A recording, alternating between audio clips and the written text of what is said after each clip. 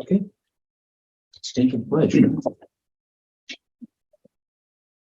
Pledge allegiance to the flag of the United States of America, to the republic for which it stands, nation under God, indivisible, with liberty and justice for all. Okay, I'll read our mission statement.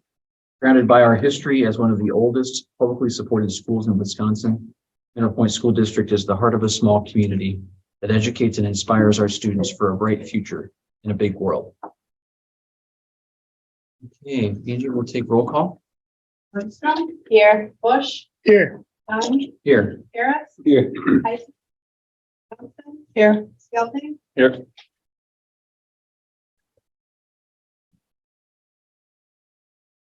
Okay, go to recognitions.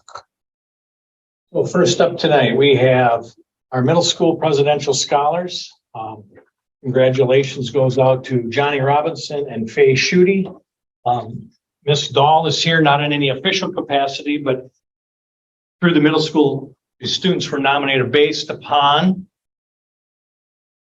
You had to have a certain GPA through 5 semesters. So starting when they were in 6th grade. We had two students that qualified to receive this. It's for the duration of the entire time that they were in the middle school. The program is awarded on behalf of the President of the United States and the United States Secretary of Education, which was founded in 1983. So we have one of those presidential scholars here.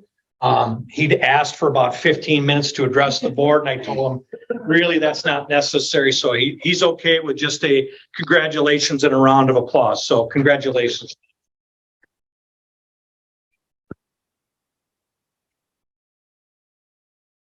Next up, we have a football all-star who just happens to be in the room with us, Brendan Lynch. Brendan, would you like to explain a little bit about your experience as an all-star?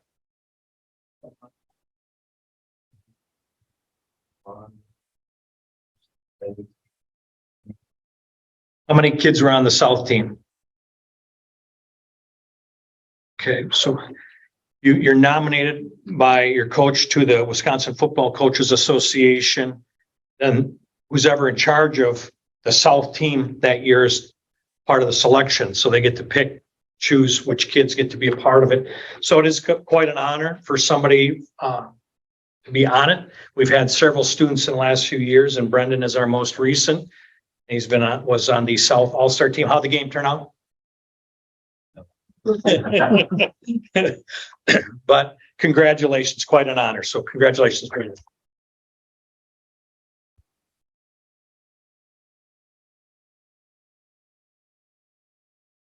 Next up, we have someone who is being honored by the Wisconsin Basketball Coaches Association as the Athletic Director of the Year. Our very own Vicki Dahl was nominated for this position. There is a selection committee that votes on this. Somebody well deserving of this recognition. So there'll be a banquet in about a month and a half where Vicki will receive her award from the Wisconsin Basketball Coaches Association. So congratulations, Vicki Dahl, Athletic Director of the Year.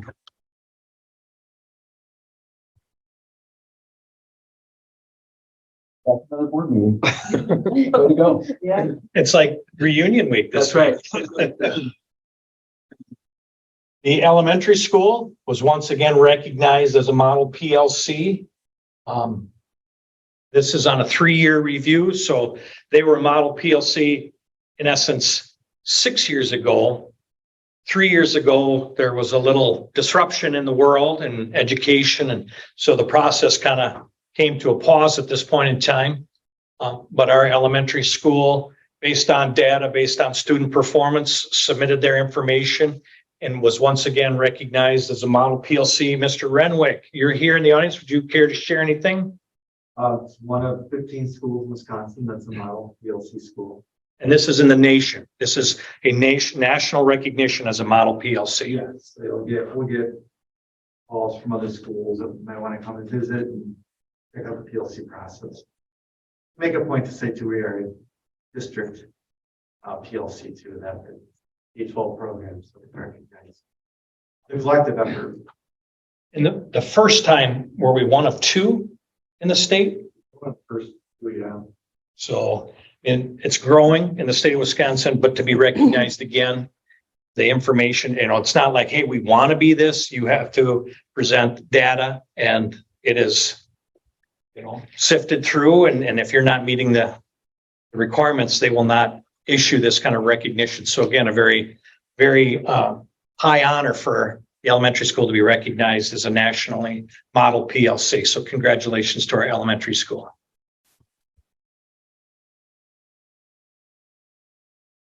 Then we actually have one last recognition that didn't quite make the board book. Our very own Joelle Doi. Only 4 school communicators in the United States and Canada have been named front runners by the National School Public Relations Association. Our Joelle Doi is one of those 4. So in the United States and Canada, only 4 people recognize Joelle Doi as one of those 4. So she happens to be the president of Wisconsin Association. And just a very, very outstanding job, recognized for something like this. So congratulations to our very own Joelle Doi.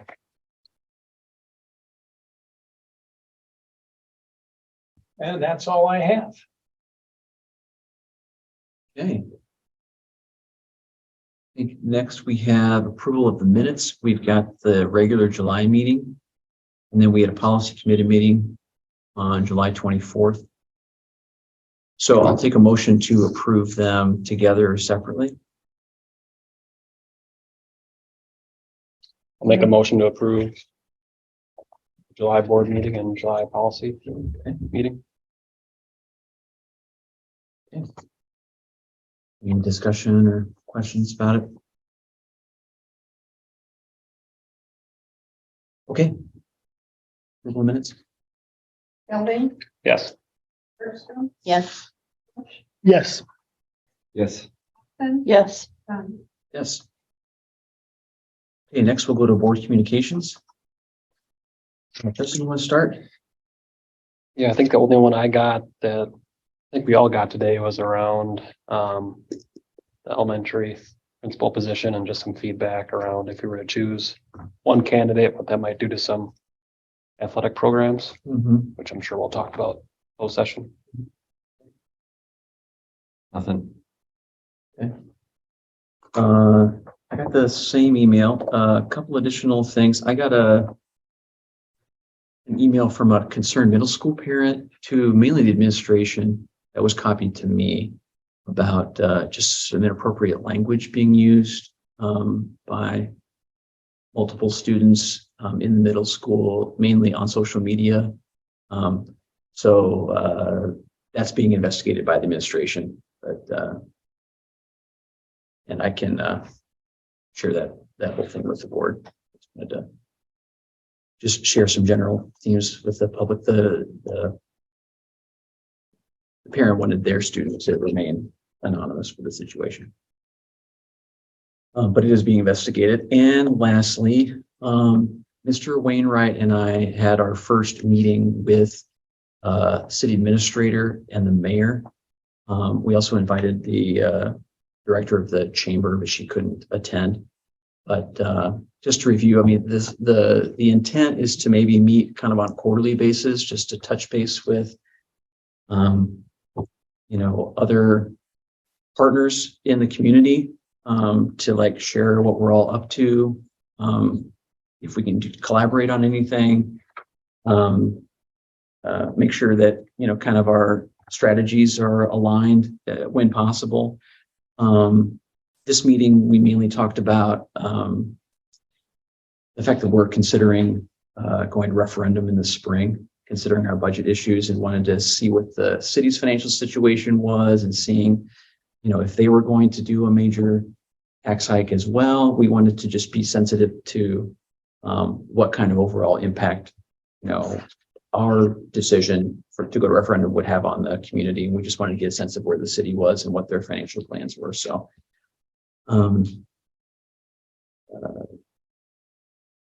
they, turns out that the High Street project is already set into their tax levy plan, and they said the mill rate's only going up just a couple, like tenths of %. And then, the water bill's going up too, to help pay for that as well. But other than that, they don't have any imminent projects on the horizon next year or two that would add to that tax burden if we were to go to referendum. And then we talked about some other things, Parks and Rec, and, just interacting with, school using public parks, and how can we partner and do all that. So to be continued, but it was a good first meeting. For sure. You want to add to that at all, Mitch? Oh, I think that kind of the gist of it. I mean, a lot of times in a lot of the meetings I've been at for the previous referendum questions, it's like, well, what is the city doing or the county doing? And this was kind of a opportunity to at least get some information shared back and forth to find out, is the city looking at any kind of a project, and what they're looking at as a timeline. And obviously those things can change, but I think it was just trying to make sure we're staying in good communication, a good partnership between the school district and the city. Anything you got?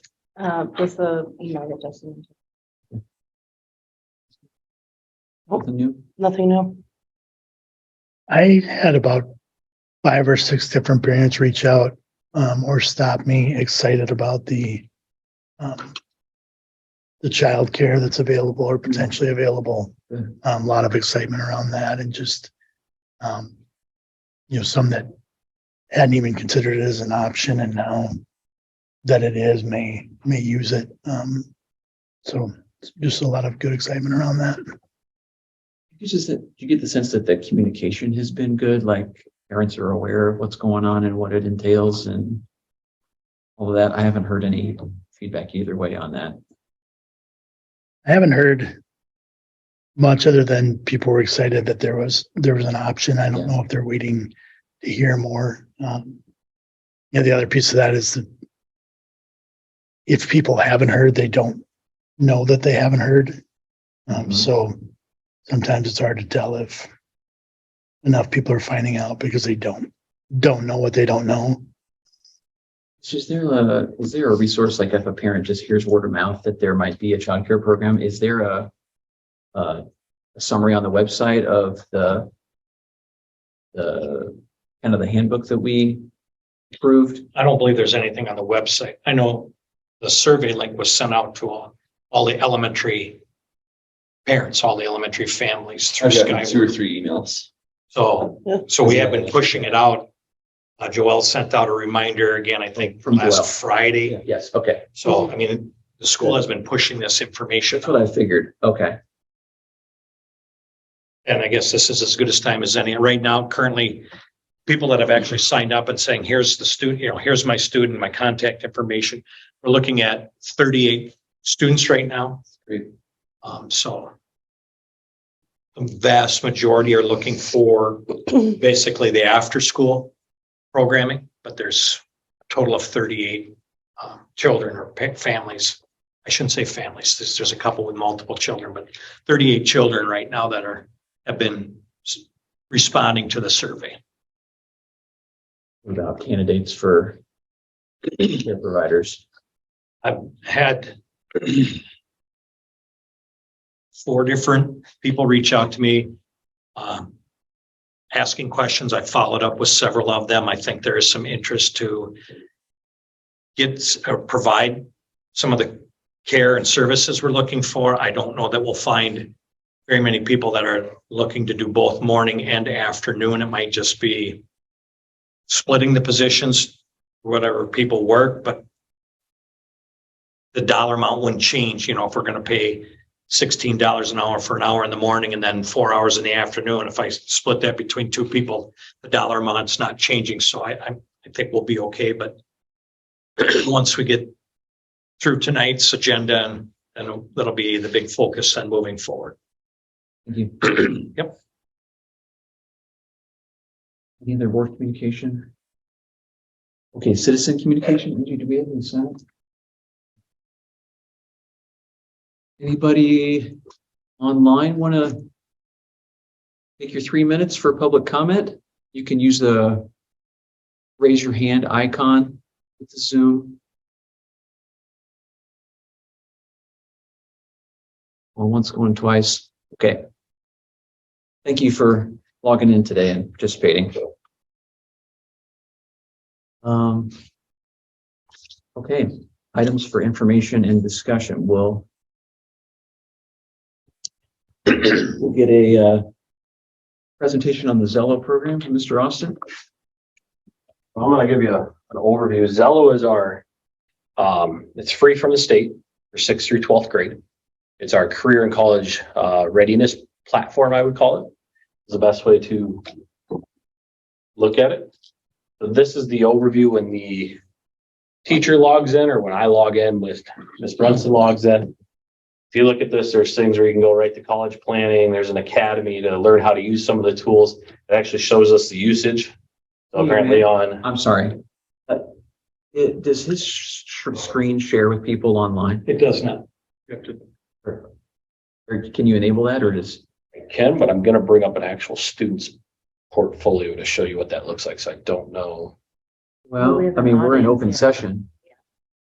It's my child, he doesn't care. Is that okay? Yeah, Matt asked if he could show it, so. Okay, so we have verbal permission from the parent. Okay. I will share it. We are going to go this. Okay. That better? Perfect, thank you. Just, wanted Yeah. to just have everyone No, hey, participate. If Yeah, if possible. they want to be able to see it, this is what this looks like. So it actually shows us usage. So on August 11th, there were 5 kids in there. Again, during the summer, you're not going to have a lot of kids in there looking at things. But you can kind of go through and see all the different things on the side. We actually can go through if we wanted to look at students, families, educators who we have, give them access to. If I go to features, I can actually go to course plans, unmatched courses. This is a lot of the stuff Miss Brunson sets up. And I'll show you why in a minute here. Like all the courses would be labeled in here. They have when they're offered and how that goes. This allows us to pull it from this into Skyward when we do scheduling. And I'll show you what that looks like when they set that up. And then we can also run reports. So student work, learning progress, depending on what we want to look at. So this is kind of just the overview of what the dashboard looks like on our side. A couple of the other things it has access to, I'm going to scroll down, is Methodize. Methodize is a add-on to this, but we pay for this because we use it in our different classes. So I'm going to hit log in there quick. Can you minimize that gallery somehow? I think I can go There like you that. go. There we go. So looking at this, Methodize is actually like a test prep program. So we typically use it, classes will use it for the ACT. So if I want to go to the ACT, I can hit view course and it's got lessons on every one of these and it allows them to take like a practice test so they can build the skills. It tells them what skills that they're maybe need to work on and so on. We use this with math and English quite a bit. And then they'll go through some of the stuff in science and the others in the reading stuff too. Any questions on what Methodize is? So that's just a test prep platform. It's an add-on to this, but we actually use it quite a bit in classes and stuff. When does that become available to the students? Junior year, sophomore year? Methodize Mhm. when they're freshmen. Okay. So when they're freshmen, they can get on to Methodize and start using any of those tools there. And it's more than just the ACT. We use it for that one because that is the test that we get to that junior year. So this is kind of what it looks like. I've got to figure out how to get back now because that's in my way though. Perfect. What I thought. So I'm going to close that. Actually, maybe I'll do it this way first. So as a student, this is what they're going to see. So this would be as a 9th grade student. So this is kind of what theirs looks like. It says, hey, Matt, because that's my name. And then it actually allows them to do different lessons and they're varied by grade level. So 6th grade has 4 lessons, 7th grade has 4 lessons. They change for each year, depending on what those kids need in order to prepare themselves for whatever that next step is. So we actually do most of those at the beginning of the year during advisory time. We start out the school year, we have kids do the 4 lessons. Some of them are career planners. If you look on the side here, there's a learning style one, so they know what their best way to learn is. There's a skills lab. They can explore careers. If they want to go in here. Really fascinating. Got nobody in it. And say they want to be an accountant, they can actually read about what accounting is. So it gives them suggested careers, and then you can click on it from that main menu. But then you can actually kind of go in and look, okay, so we can make around that, need a 4-year degree. Here's what the description is. Here's some similar careers. It's a very good tool for career planning because it allows them just to have access to it. And they don't have to go search the whole internet for, well, maybe this, maybe that. This actually puts it all right there. Any questions on that part at the moment? So this content would be something they're guided through in a course or something. So we use it a lot during advisory period early on, and then they use it a lot more with the career planning with Miss Brunson. So if I go back to the home here, so course planner, and I'm going to pull up Eli's here in a minute, but this is what the course planner looks like. So they can actually schedule out all the way through senior year, or they could just do the next year. And what happens is once this gets locked in about March, we pull it all into Skyward so we can start making the schedule. So if they want to, if I'm on this, I can add my math credit. So junior year, I want to take advanced algebra. It actually knows that, hey, since you're taking this one, you got to take the second one. So it adds them in there automatically, the second semester of it. If I go back, and then you can add where's my electives here? Not a lot of room in this one, apparently. I might not be able to add electives because I'm not a real student, but you can add physical education, add personal finance. You can add electives through that. And then they can kind of plan out what does next year look like? What does senior year look like? So they get a grasp of what they need. So I'm actually going to go, and Angie, you're sure you're okay with me? Pulling up Eli's.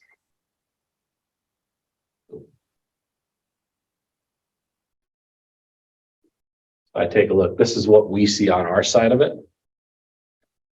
So it'll tell you what their styles are, potential career matches, ranked skills, cluster matches, which is obviously relates to these careers that they're looking at.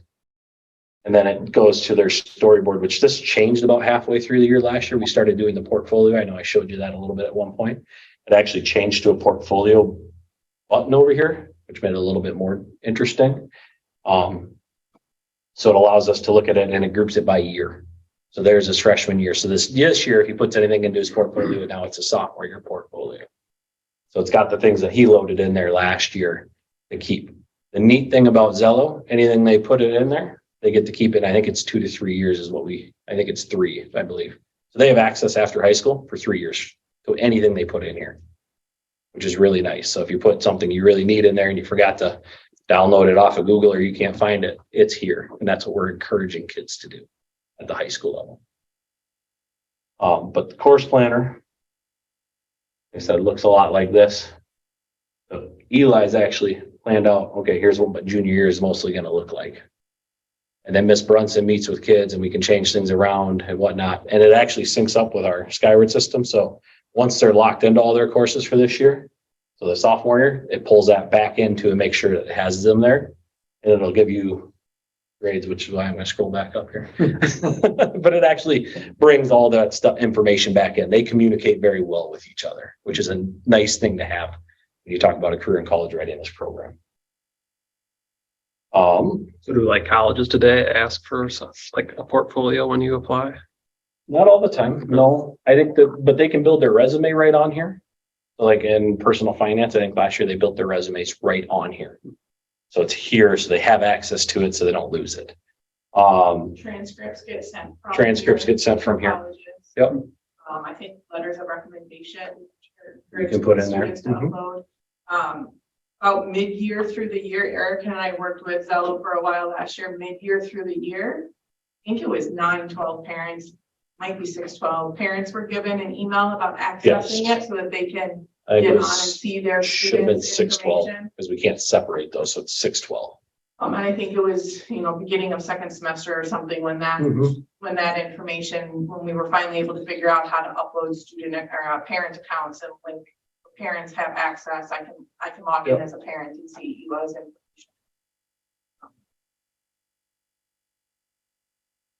Could the district pull out like aggregated student interest information and career paths and align it to elective courses and after-school programming?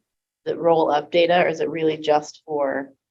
I believe there is a way to do that. I'd have to ask Erica how to do that. She kind of puts all the nuts and bolts into this part. But we use it a lot for that career planning or college planning, whatever it is. So we know, hey, we need to take this in the next couple of years. If we want to go to a 4-year or we want to do this, we know, yep, we're going to set ourselves up for this class, which is a really great talking point because they're putting all those courses in. They're doing this part where it's easy to talk with them about what that looks like. So if I'm a freshman and I go and do the career exploration, I like this, it tells me what classes I should be taking. It suggests like science or more math heavy things like that. Yes. It'll suggest if you want to go into, if it's saying, yeah, I want to be more health field, it's going to say, well, you need to probably take some more science classes. No. Other questions? But these are the different lessons. So at 6th grade, interest, decision making, time management, good lessons. They take about 20 minutes to complete. So they can do them right in advisory. We try to have every kid do those throughout the year. And I'm looking at the teacher view of it, so that's why you see all the different ones. But like I said, it goes all the way up, career backup plans, job interviews, what does success look like? So defining success, career path choices. But they're good lessons and they're helpful to us in order to help guide their decisions. Questions? Kind of just a brief overview. So the students are introduced to this in advisory, like the first month of school, First week of school. week of school. Mhm. And then they're kind of left to use it through the year. And then each student individually meets with Mrs. Brunson at some point. Typically, yeah. We try to get through those 4 lessons. Those are the big things that the state kind of wants you to do, Okay. which is part of the reason why it's free. They want you to get through these lessons with those kids. Okay. And then we use it for course planning. So I know you were at freshman orientation night there, or the 8th grade, so they could sign up for classes. This is the platform that they're signing up for classes on. Because then they can maneuver it, move it around very easy, and I can pull it at any point and put it into Skyward. It's a couple clicks of a button to upload a file, and it's right into Skyward. It allows me to build the schedule that way. But like Angie said, there's parents can see what this looks like because they're given access to it. The talking point when you're looking at things, and like I said, they can explore those careers by clicking the button. Versus I remember doing a career test back in like 6th grade when I did it, and then we had to do a report on it, which meant I had to go look through everything to find what that meant. Versus here, you just click. I think those career ones are really well done because like you saw on the right-hand side, it talked about similar careers. So sometimes, they might say they want to be an accountant because their dad's an accountant, but they see those fields that are similar. There's also areas where you can listen to videos and you can live chat somebody who's in that career and ask them questions. And then there's a market predictor about like in Wisconsin, what is the need for this job? So wanted to be a dolphin trainer in Wisconsin, it's going to be pretty low, so like just making it real world about, is this a career that's available around here, or do I need to move to a larger city to do this? Or, if I move to Milwaukee, what's my likelihood of finding a job in that area? So, but I like the videos and the option for them to actually be able to chat with somebody who's really in that job is really nice too. That in real time. Yep. So, other questions? How does this program report out to you in terms of producing reports of how many kids are taking Algebra 2 or, how So many kids are, Yep. I don't know, into extracurricular activities? So it doesn't do extracurricular activities. We don't have those loaded in there Okay. for kids to select. Okay. Like this tells us, so if I go to student work, grades 6-12, I can see suggested careers, rigor, so it gives me scores. And then, where's this report at? Course planning submission, student count by courses. So this will actually allow me to see for SIG, I had 15 kids sign up for it. Now, understand this is next year's. This is not like in the spring, there'd be 45 kids if we would have looked at this in March like this. But right now, this is of the juniors that are going to be current year juniors that have already completed or put in SIG for their senior year. That's what that 15 is. I got 15 kids that have already added SIG to their senior year because they know they're going to take that. And then actually I can drill down to each one of those kids who's in it. If I click on that 15, it'll show me the class list that's signed up. So we can have conversations if there's other classes that we need to look at for things. I know with some of our special ed teachers, they actually dig through this side when the kids are signing up for things so they can see, hey, what are you signing up for? Maybe you need to sign up for this class. So good talking point. Blank off for a weekend. But yeah.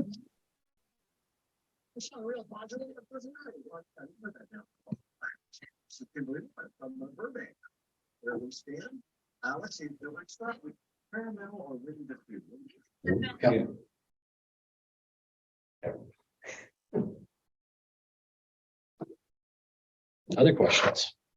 I guess, can it produce reports for you in terms of how many kids are meeting your criteria for being college ready and career ready? I'd have to dig into that more.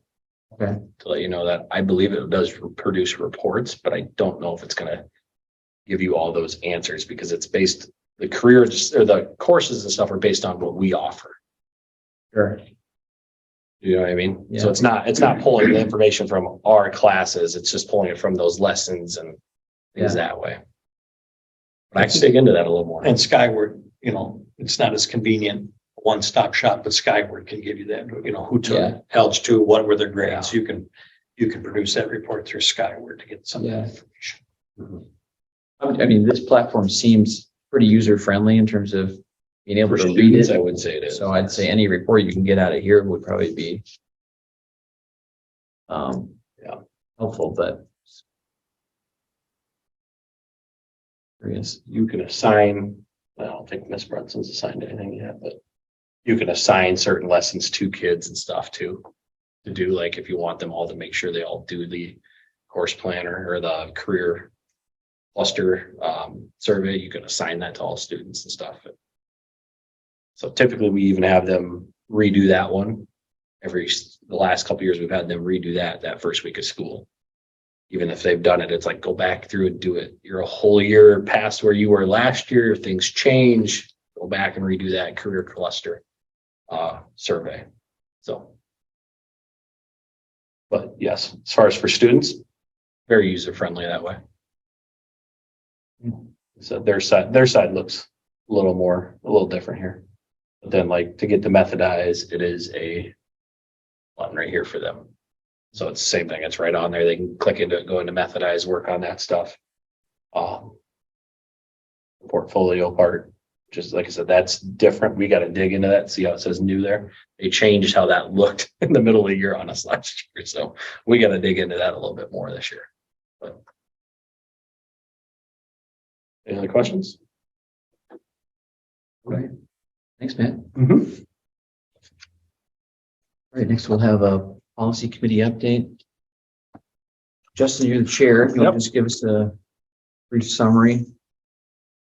Yep, so we met July 24th, we met. Only one topic we had was virtual attendance policy for board meetings. So we went through policy 188, 189, which cover participating in meetings via remote technology, and then also the virtual board meetings in emergency situations. So no action taken, just discussion. So when we have our next policy meeting, most likely next month, we'll go through a few edits we're gonna propose to the board. High level, the intent is for board members to be in person, but we want to give the avenue for people to join remotely if situations created. So that was about it. Anything else? I would agree. That was policy 189. There was a discussion around, do we remove the policy and bottom line is no. It's just the hope that we never get back into a pandemic situation. But if there is, at least that policy is in the board book, and in the policy itself, it says once a pandemic has been declared over, this policy basically is a non-factor. So there's really no need for it to be removed. There's language within that policy that kind of does that for you. This was a policy that allowed us to meet virtually during COVID, basically. Then we also talked briefly about whether to continue meeting here or go back to the boardroom, and we kind of settled on that we like the bigger space here. We like the natural light. That the main complaint about us meeting here was that people couldn't hear us, the microphone. We have a handful of people on tonight, so we basically condensed the tables together and put the microphone closer. So hopefully that solved a problem. I don't know if someone wants to type in a chat or whatever, how they can hear us talking now that we've made that change. But does anyone have any? I mean, the school uses the current boardroom for. Heather? So chat is not enabled. Chat is not enabled, but I can hear you a lot better this time than in the past. Yeah, we don't allow chat. Good. Oh, okay. Got it. Great, thank you. She said she can hear all this loud. Yes, yeah. Yeah. Yeah, I mean, so the school, it's still a multi-purpose use for the school in terms of testing and other kind of meetings. And so it's getting put to good use even without school board meeting there once a month. If you feel strongly otherwise, I know you probably miss the nice chairs a little bit.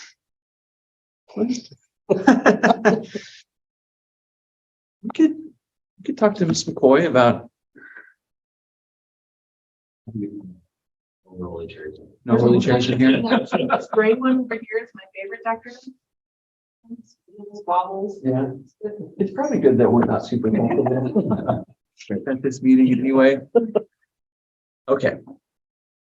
Any questions for Justin? Okay. Good action items. Talk about the SEL coach position. So when this position was approved, it was approved in the motion that it be reviewed individually on a year-to-year basis. I brought this up, I believe, at the June board meeting, and it was tabled until August, hoping that we would be awarded the SEL grant that we were recipient of in the previous biennium budget.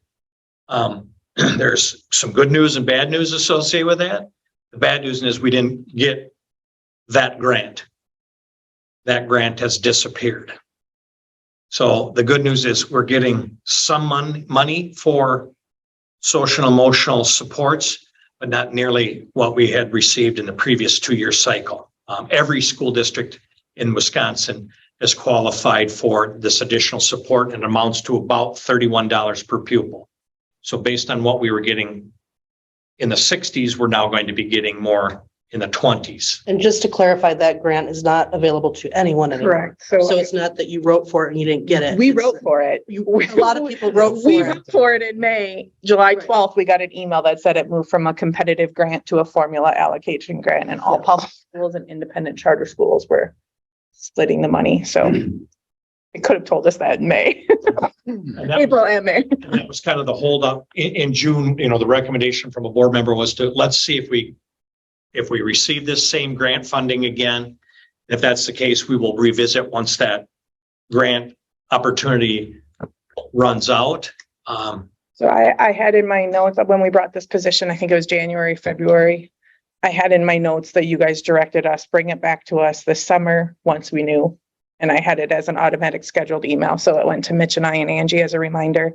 And that discussion in January, I believe, was whether it needs to be presented separately from all other contracts, or is this a position we're now invested in and it's just going to be part of the staff presentation of contracts, which was what Mitch and I had asked it to be, but you had asked us to bring it back to you. So we're bringing it back to you. I'll And make that is that our motion. recommendation. I'm sorry, Andy, go ahead. I'll make that motion.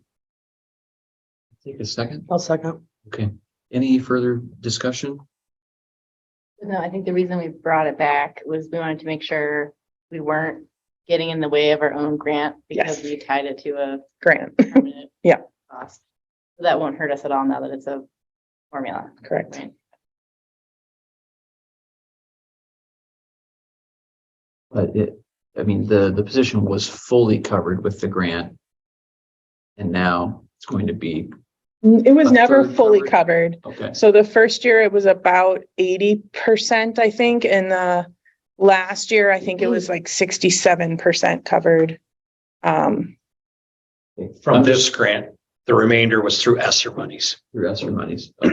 But obviously Mitch has it built into the budget for this year. Mhm. Fund allocate, would it come out of? Would it be all? Would it come out of special ed funds or would it come out of regular funds? Do we know that yet? We might have a small percentage out of special education funds. Maybe 10%. I'd have to go back in and look at what we budgeted. But it's predominantly the Fund 10 regular ed budget. It is important to the work that we're doing. It's important to, obviously, one of the board priorities on the social and emotional well-being of students and staff. You know, it certainly supports the sources of strength and allows for additional contact and touches with students who might be in crisis and so on. You know, a lot of those things. So it is, I think maybe as we all feared when the position first came forward, that it was going to be a position that was needed, and it is needed. And I think my recommendation is that you go ahead and support that position being rolled in to the regular teacher yearly renewal process as opposed to a standalone renewal. Tell me again, does this position support middle school and high school? Correct. District-wide, but her office is in this level, and with the guidance counselor and school psych being housed at the elementary, they can handle a lot of things. The school psychologist is a district-wide position, but she is able to give a lot of support to the elementary level. The guidance counselor and the social worker here provide a lot of services for middle school, high school students. So yes, both those positions are middle school and high school, but the social worker is a district-wide position as well, similar to the psychologist. Any comments or questions? Just a general question on the funding. Is there any burden of proof for this $31 per student? I haven't received anything. I mean, it just came out Every that district just getting it and it sounds like every district is getting it. And like that email I got that day said superintendents would be hearing more information. So I didn't even know the dollar amount. Mitch at least had heard the dollar amount. And it's not earmarked for an employee. You know, it could be curriculum. It could be a lot of things that are in the realm of social emotional well-being for students, but that's basically all I've heard. I've not heard any other follow-up details, but yeah, I don't believe there's anything that's going to hold us back from using the money as we see fit as a district. I was concerned about how we were going to use it as much as if it was being handed out to everybody and some others weren't using it for that at all. We'll vote. Bush, Yes. Yes. Yes. Skelton, Yes. Yes. Dunn. Yes. Thank you. Next is approval of purchase over $10,000 per board policy. So in our technology cycle, we are looking to upgrade, in essence, the Chromebooks for the third graders. The unit price, our new IT company has found us a savings of about $125 per unit. So basically, we're spending about $300 a unit. 65 units will cover our our third grade classrooms, provide a handful for the library in case there's one that's damaged and needs to be sent in for repair. I forgot to charge it, whatever. We'll have a very small number that can be housed out of the library as well. But 65 would cover our third grade class. This number, this dollar amount was in the budget at a little bit higher amount because the original technology quote came from a different IT provider. So it was at a little bit higher, about a $425 per unit. So the money is in the original preliminary budget that was presented to the board for earlier approval. It is a cost savings, and I would recommend go ahead, or that you go ahead and approve this, and we can get these ordered for our third graders. I'll make a motion to approve the purchase of the 65 Chromebooks for grade 3. Second. Any discussion? How old are the Chromebooks they have right now?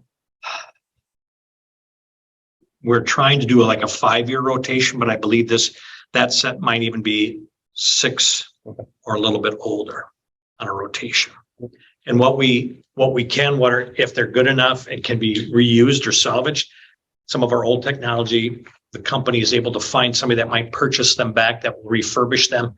Maybe we only get $10 a Chromebook, or we sold back our MacBook Airs a couple of years ago, and we got $6,000-7,000 for that, selling them back. So the company then does try to help kind of refurbish or send them off to be purchased somewhere else, so we get a little bit of something back if there's some value yet to them. And that's something we would continue to do.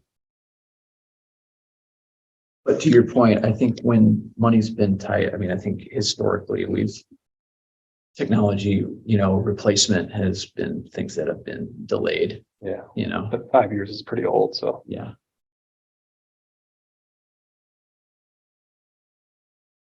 Any other comments, questions? Eugene? Johnson, Yes. Building, Yes. Bergstrom. Yes. Bush, Yes. Harris, Yes. Dunn. Yes. Okay, next is second reading and approval of our board priorities. You able to pull those up at all? I'm not sure. Do you have them handy? Could you just email them to me? Yeah. Yeah, Andy, you were noticing some red squares on it? No, just from the What is one, down in the SEL section, there was a testlets with a question mark in red, like it was highlighted for, is this the word that we want to use? Like it was a placeholder for maybe what a potentially different word. It's hard to tell if it was a formatting thing or a flag.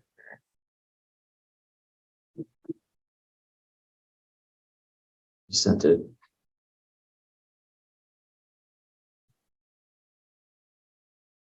No, let's see here.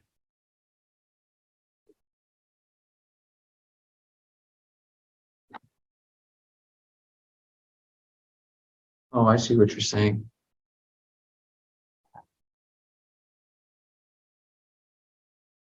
It looks like a weird format thing. Yeah. So you're saying in the SEL section, Andy? Keep going. Yeah, Keep going. Right there. I think, that I think was done to decide whether that's the word they wanted to keep. yeah. Is that a workable word, Angie? Return the testlet. I'm assuming those mean like these small mini assessments or something. It is, Right.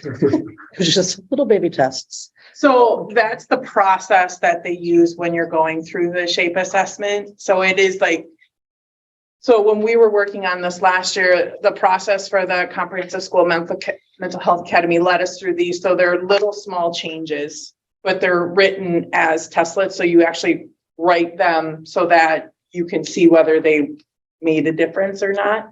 And so, and they're written as like mini ones. So they're really small steps along the pathway. So that is the terminology that they used in that process. Yeah, so I think we just make it black and get rid of the question mark. Okay.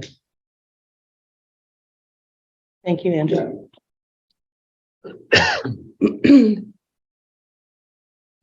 Any other concerns about the language or the flow of it?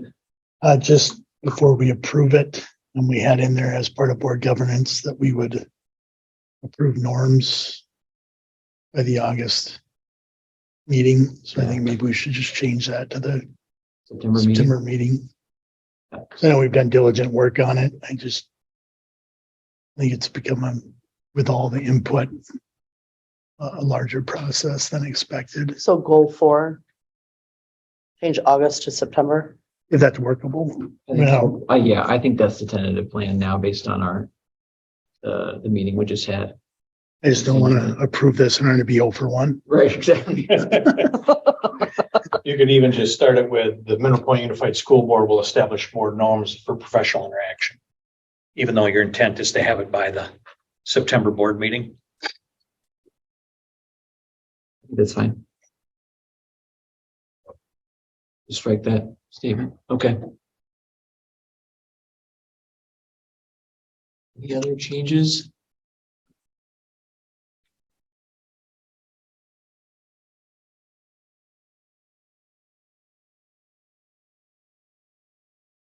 No? Okay. So just for those listening at home, let's see. Go to the top here.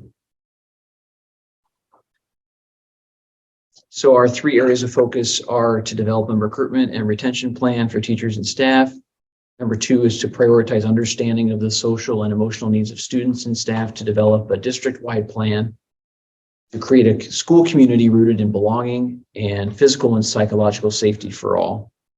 And the 3rd is to enhance our board governance, such as defining our roles, increasing use of committees, and establishing guiding principles. Okay, I'll need a motion to approve those, I think. I don't think I got one yet. I'll make a, go ahead. I'll move. Second. Okay. There's Johnston. Anything else?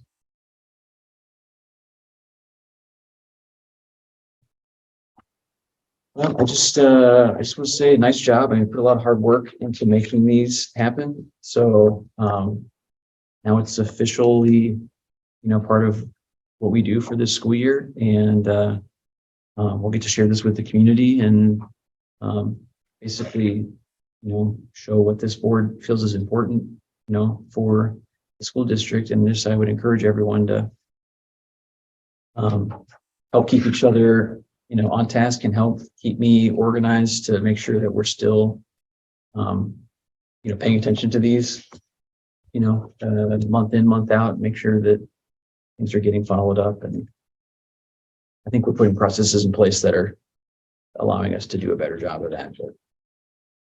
But, good. Angie, we're going to vote on it.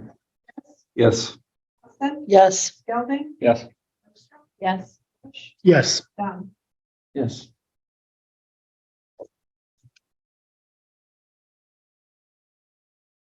Next, we'll go to business services.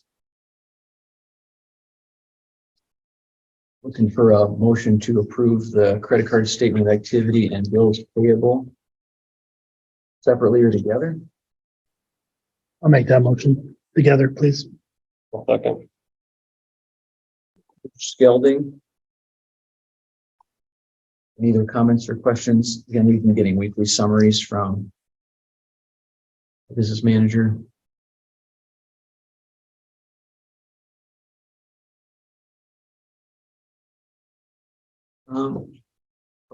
At what point were we going to talk about the budget audit, the results from that? Was that going to be in Most likely committee Johnson, first? most likely Johnson Block will have their report prepared, I think by the December board meeting. December? Okay, I can share out some other information, but their formal report will come by December. okay. That's a really long time. I can follow up with, We'll probably try and have once Mitch feels like he's gotten the information regarding the differences. Probably gonna have a finance meeting. Okay. And let everybody know what's happening to discuss the differences between expectation and final result. Yeah, okay. I mean, before the September meeting, you think? Or in the It's not, yeah, I would assume that we'll have that. I mean, because it'll take them to December to compile the report, but I'm sure she's got all of the differences tracked down already and can get us that information. Okay. In terms of what and why. We can do that. Good. Okay. Any other comments about business services? Thank you. Bush, Yes. Chris, Yes. Johnston, Yes. Gelding, Yes. Bergstrom, Yes. Dunn. Yes. Okay, we'll go to employee services. I would recommend you take action on items 1 and 2. Okay. So I think the way this will flow is we'll vote on resignations. And then we'll move into closed session to discuss the hires. And then we'll go out of closed session and vote on the hires in open session. So first is the approval of resignation of Matt Renwick, elementary principal. With regrets, I would offer up my thank you for years of service to Mr. Matt Renwick on his resignation. It's been great leadership in that position, and his efforts will be missed. Any final speech? I just thank you for the opportunity to work at Colonel Point. It's been a pleasure and enjoy the last 7 years. It wasn't an easy decision by any means. A lot of good experiences here, and very grateful for the chance to be here. We're not moving anywhere. Stick around. I'll be at CISA 3 as a systems coach, so far away, and I will still be here working as a special ed teacher, so happy to still remain pointers. Thank you. Thanks, Matt. Thank you. Yeah, and I just want to add, because I'm a little crazy, I was on the board when Mr. Renwick was hired, and I'm still here. And I just, we were very excited about the hire at the time, and I think we were right and got exactly what we thought we were getting. So thank you. And I think guiding the school through COVID, hybrid, virtual, and the building remodel, new reading curriculum, and that's a lot. So appreciate your steady leadership through that. Okay, I'll take a motion. Not everybody at once. I'll make a motion to approve the resignation of Mr. Renwick. Second. Second, okay. Any further discussion? Just to be clear, even if we didn't approve it, it doesn't really change anything. Just checking on my authority here. We can't make him stay. Yeah, you can't. It's definitely illegal. Yeah. Caricature of- You don't know what kind of employee you'd get if you made him stay, right? You're right. Right, just curious. It just seems like a formality. strange reality. Okay. Make a second. Who made the second? I made the second. You made the second. Okay, so we're in discussion. You cannot be under a contract in 2 educational entities at the same time. Hmm. So there needs to be a formal acceptance of a resignation from one before an individual could sign a contract in another district. That's state law. For explaining this perpetually uncomfortable. You're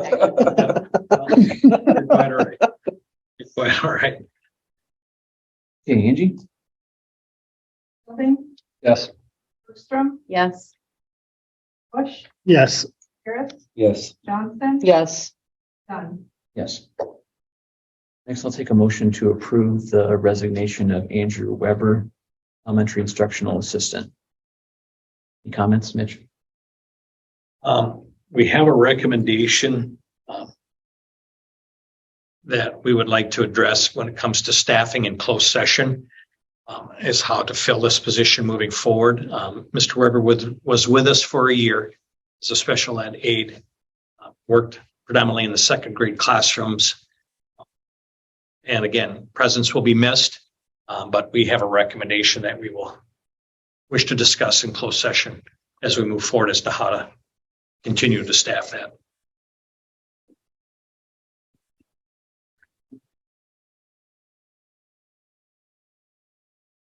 We'll take a motion. I'll move. Harris, Second. Spalding. Any other discussion, comments? Harris, Yes. Johnson, Yes. Gelding, Yes. Bergstrom, Yes. Bush, Yes. Dunn. Yes. Okay, I'll take a motion to table the two hires of the custodian and elementary school principal until after closed session. I'll moved. Second. Yeah, Justin. Any comments or concerns about that discussion? Okay, so we'll vote on the table and then we'll vote to go into closed session. That sound right? Mhm. Not too redundant, I hope. Okay. Yes. Johnson, Yes. Gelding, Yes. Bergstrom. Yes. Bush, Yes. Dunn. Yes. Okay, I'll take a motion to go into closed session to discuss the two new hires and to discuss options to replace the resigned elementary instructional assistant. So moved. Second. Any discussion about going into closed session? And why we're going? Okay. Harris, Yes. Johnson, Yes. Gelding, Yes. Bergstrom, Yes. Bush, Yes. Dunn. Yes.